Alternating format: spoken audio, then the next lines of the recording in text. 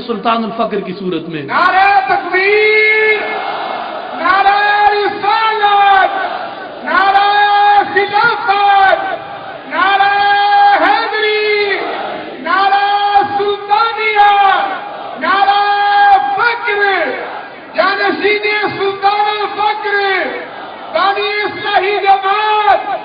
अब आप देखें कि इसका इलाज क्या है, हम गुनाहों के चंगुल से कैसे निकल सकते हैं, हम अपने आप को महफूज कैसे कर सकते हैं। इनसे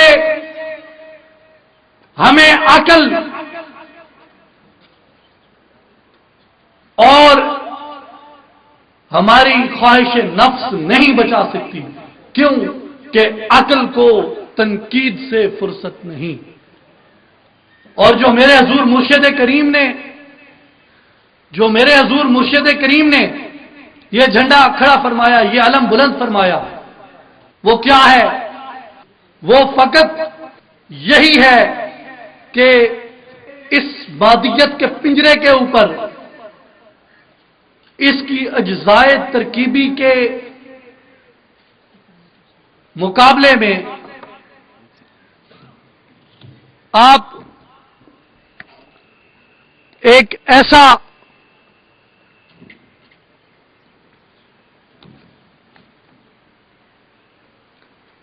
ऐसी चीज लेके आए, एक ऐसा नजरिया लेके आए जो इन अज्जा के ऊपर गालिब आ सकता हो, जिसकी ताकत इन अज्जा से ज्यादा हो। और वो क्या है, उसकी तरफ इशारा करते हुए मैं सिर्फ ये कहना चाहूंगा कि जिस तरह हमारा ये नजरिया है, इस्लाही जमात ये फिक्र दे रही है कि इंसान का एक वजूद नहीं है, इंसान के दो वजूद हैं।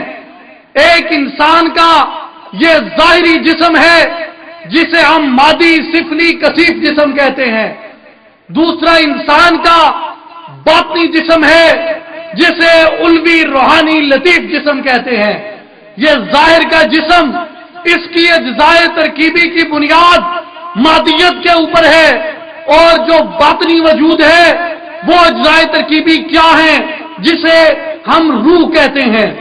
रूह के मुतल्लिक जब रसूल करीम सल्लल्लाहु अलैहि वसल्लम से दरियाफ्त किया गया कि या रसूल अल्लाह, रूह क्या है, आका अलैहिस्सलाम ने जवाब देना चाहा तो उस वक्त जिब्रील अमीन वही लेके आए।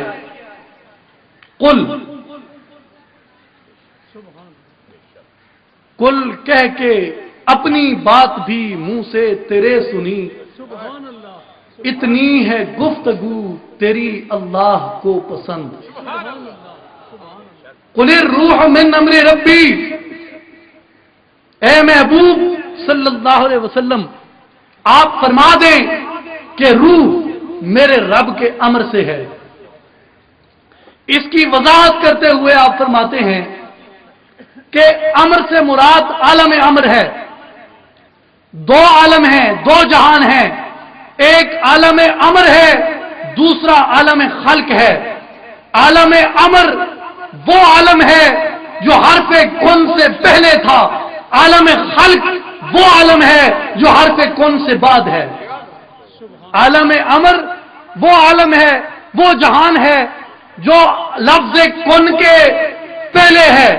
आलम खल्क वो आलम है, वो जहान है जो हरफे कुन के बाद है।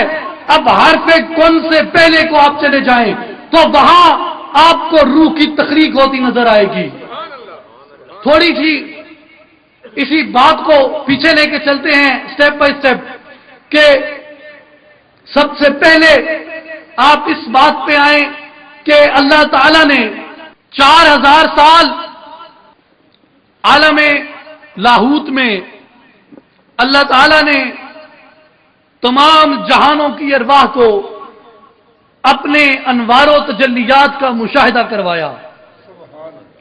अब उससे भी थोड़ा पहले चलें, तख्लीक कैसे हुई? تو یہاں پہ سلطان العارفین حضرت سخی سلطان باہو رحمت اللہ علیہ آپ فرماتے ہیں کہ اللہ تعالیٰ نے جب یہ چاہا کہ میں پہچانا جاؤں تو سب سے پہلے اپنے نور کا اپنے ذاتی اسم اللہ ہو کی صورت میں ظہور فرمایا، اور پھر اپنے اس ذاتی نور سے نور محمدی صلی اللہ علیہ وسلم کو پیدا فرمایا، اور پھر نور محمدی صلی اللہ علیہ وسلم سے تمام جہانوں کی ارواح کو پیدا فرمایا۔ گویا تمام جہانوں کی ارواح کی جو تخلیق ہے وہ آقا علیہ الصلوۃ والسلام کے نور مبارک سے ہے، اور آقا علیہ الصلوۃ والسلام کی روح مبارک کی تخلیق اللہ تبارک و تعالیٰ کے نور سے ہے، جس طرح کہ فرمایا کہ انا من نور اللہ تعالی وکل خلائق من نوری، کہ میں اللہ کے نور سے ہوں، تمام مخلوقات میرے نور سے ہیں۔ اس لیے اب آقا علیہ الصلوۃ والسلام کے نور کی جو تخلیق ہے وہ اللہ تعالی کے نور سے بلا واسطہ ہے، ڈائریکٹلی ہے، اور جو حضرت انسان کی روح کی تخلیق ہے وہ اللہ تعالیٰ کے نور سے بل واسطہ یعنی انڈائریکٹلی ہے۔ بات یہ ہے کہ تخلیق بل واسطہ ہو یا تخلیق بلا واسطہ ہو کس کے نور سے رہی ہے؟ کس کے نور سے ہو رہی ہے روح کی تخلیق؟ بل واسطہ ہو یا بلا واسطہ ہو، روح کی تخلیق کس کے نور سے ہو رہی ہے؟ کس کے نور سے ہو رہی ہے؟ اللہ کے نور سے ہو رہی ہے۔ لہذا اب پتہ یہ چلتا ہے کہ جو روح کی اجزاء ترکیبی ہیں ان میں نور خدا بندی شامل ہے، ان میں نور مصطفیٰ شامل ہے۔ لہذا جو روح کی اجزاء ترکیبی ہیں وہ نورانی ہیں، وہ رحمانی ہیں، وہ مصطفی ہیں۔ اس لیے جو روح کی فطرت ہوگی وہ رحمانیت کی فطرت ہوگی، وہ نورانیت کی فطرت ہوگی، اور وہ مصطفیت کی فطرت ہوگی۔ اب جو مادیت کا نظریہ تھا، جو مادیت کی سوچ تھی کہ یہ وجود جو حرص، ہوس، غضب اور شہوت سے جیسی اجزاء ترکیبی سے بنا، اس سے بنے ہوئے وجود سے معاشرہ انسانی میں اصلاح ممکن نہیں ہے۔ اب اگر معاشرہ اسلامی میں، معاشرہ انسانی کے اندر اگر اصلاح ممکن ہے تو اسی صورت میں ہے کہ اپنی روح کی فطرت کو اپنے اس جسم کی فطرت پہ غالب کر دو۔ جب تک روح کی فطرت اس وجود کی فطرت پہ غالب نہیں آ جاتی اس وقت تک معاشرہ انسانی کی اصلاح ممکن نہیں ہے۔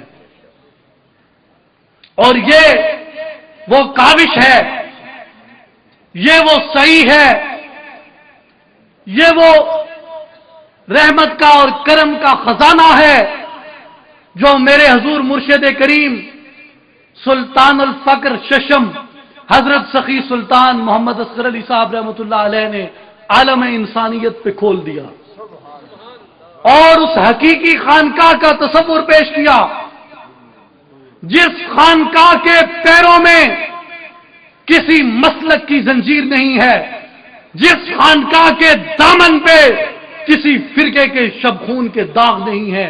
یہ وہ ماڈل خانقاہ ہے جو اخذ کی گئی ہے شہنشاہ بغداد سیدنا شیخ عبد القادر جیلانی کی خانقاہ سے، جو اخذ کی گئی ہے شیر خدا حضور مولا کائنات حضرت علی المرتضی رضی اللہ تعالیٰ عنہ کی خانقاہ عالیہ سے، اور یہ وہ خانقاہ ہے جو اخذ کی گئی ہے اس گنبد خضرا سے جہاں سے خانقاہی نظام کی بنیاد چلتی ہے۔